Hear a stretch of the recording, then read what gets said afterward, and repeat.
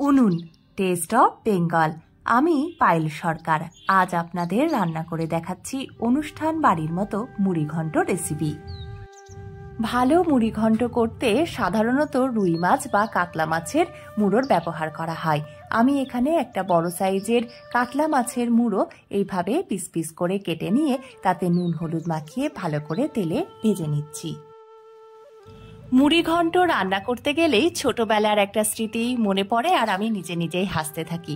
ছোটবেলায় আমি ভাবতাম মুড়িঘণ্ট বোধহয় মুড়ি দিয়ে রান্না হয়, আর খাবার সময় আমি খুঁজতাম পাতে মুড়ি কোথায় গেল, কিন্তু কিছুতেই বুঝতে পারতাম না যে মুড়ি কোথায় এই রান্নায়। মাছের মুড়ো ভাজা হয়ে গেলে সেটা আমি তুলে রেখে দিচ্ছি, আর ওই তেলেই আমি দুটো তেজপাতা দিয়ে তাতে কয়েক টুকরো আলু ভেজে নিচ্ছি। এখানে আলুটা কিন্তু অপশনাল, আপনারা দিতে পারেন আবার নাও দিতে পারেন। আমি যেহেতু আলু দিয়ে করছি তাই আলু ভাজার সময় তাতে দিয়ে দিলাম সামান্য লবণ। এভাবে ঢাকা দিয়ে দিয়ে আলু আমরা খুব ভালো করে ভেজে নেব, মানে ভাজার সময়ই আলু প্রায় সেদ্ধ হয়ে যাবে ৮০ থেকে ৮৫ ভাগ। আর আলু ভাজা হয়ে গেলে ওই তেলে আমি দুটো কুচো করে রাখা পেঁয়াজ ভেজে নিচ্ছি।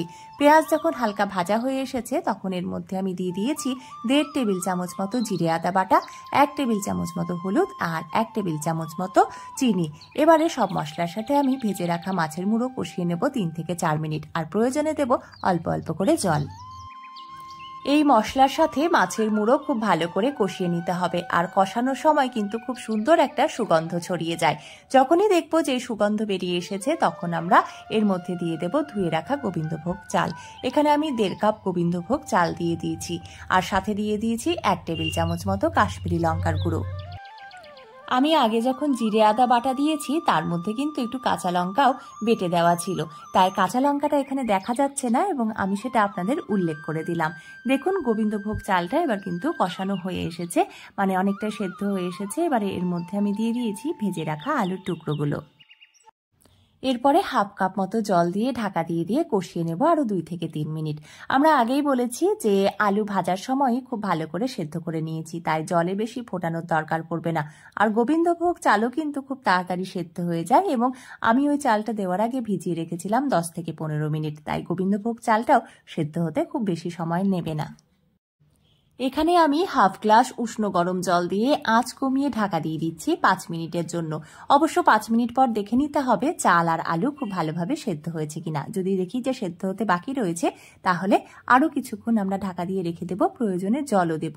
আর যদি দেখি পুরোপুরি সেদ্ধ হয়ে গেছে তখন আমি ১/২ চামচ মতন ঘি আর ১/২ চামচ গরম মশলা এভাবে মিশিয়ে নিয়ে নামিয়ে নেব।